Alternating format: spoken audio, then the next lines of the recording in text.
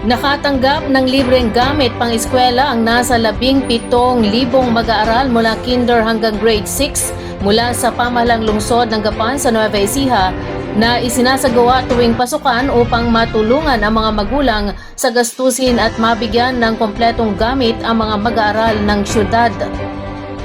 Personal na ipinamahagi ni Gapan City Mayor Emery Joy Pascual ang mga gamit nitong Lunes kasama ang mga kawani ng sangguniang panglungsod. Kabilang sa ipinagkaloob sa mga mag-aaral ay ang bagong sapatos, medyas, bag, ballpen, lapis, notebooks, papel, lunchbox na may kasamang snacks at iba pang school supplies.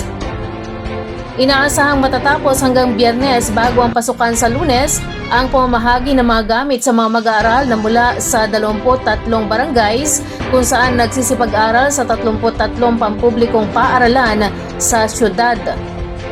Labis naman ang pasasalamat ng mga magulang sa mga gamit na ipinagkaloob ng lokal na pamahalaan. Ayon kay Ginang Marcelina De Jesus, malaking tulong ito para mabawasan ang kanilang gastusin ngayong pasukan. Sinabi ni Gapan City Mayor Joy Pascual na siya rin ay produkto ng pampublikong eskwelahan kung saan nakita niya ang kakapusan ng iba na walang pambili ng sapatos. Kung kaya't ngayong alkalde na siya ng lungsod, ninais umano niya nga maranasan ng lahat na maging pantay ang lahat sa pamagitan ng pagkakaloob ng gamit. Naniniwala ang alkalde na sa pamamagitan nito, mas magiging inspirado ang mga estudyante na mag-aral ng mabuti.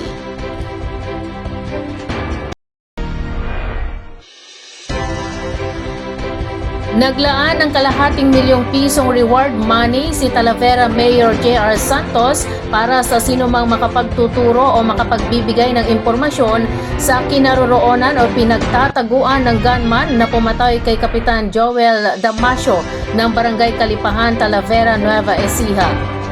Ayon kay Mayor JR, ang pagkamatay ni Kapitan Joel ay hindi lamang isang malagim na pagkawala para sa kanyang pamilya at mga mahal sa buhay, kundi isang masakit na dagok sa kapayapaan at espiritu ng pagkakaisa sa buong bayan ng Talavera.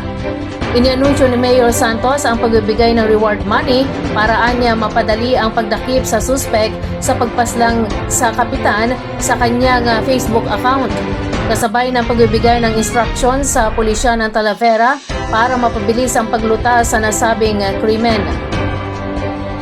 Matatandaan na si Kapitan Joel Damasio ay malapitang binaril ng nag-iisang gunman noong Lunes ng umaga sa gilid ng highway sa tapat lang mismo ng Senior Citizens Building ng Kalipahan matapos dumalo sa flag raising ceremony ng Brigada Eskwela sa paaralan ng kanilang barangay. Tinamaan nga ang kapitan sa kanyang ulo at hita na naging sani ng kanyang kamatayan. Maging ang barangay tanod na kausap nito ay nahagip din sa kanyang braso at hita pero nakaligtas sa kamatayan.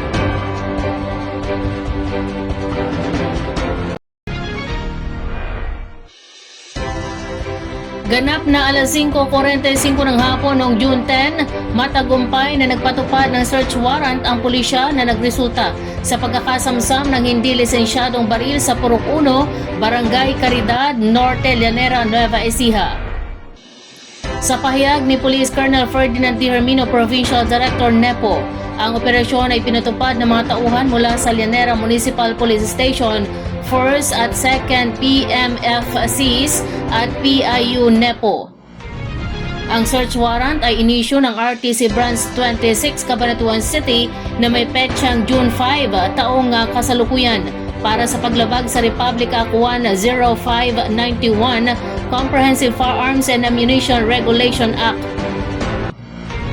Sa operasyon, hinalughog ng mga otoridad ang tirahan ng isang 35 anyos na vendor mula sa nasabing barangay kung saan nakarecover ng isang caliber 9mm pistol na nakatago sa loob ng itim na medyas sa ilalim ng tangke ng LPG sa kusina. Kasamang isang magazine at 3 bala kung saan nabigo ang suspek na magpakita ng anumang valid na dokumento. Ang mga nakumpiskang balat baril ay isusumiti na sa Nueva Ecija Provincial Forensic Unit para sa ballistic at laboratory examinations. habang inihahanda ang kasong paglabag sa Republic Act 10591 laban sa suspect.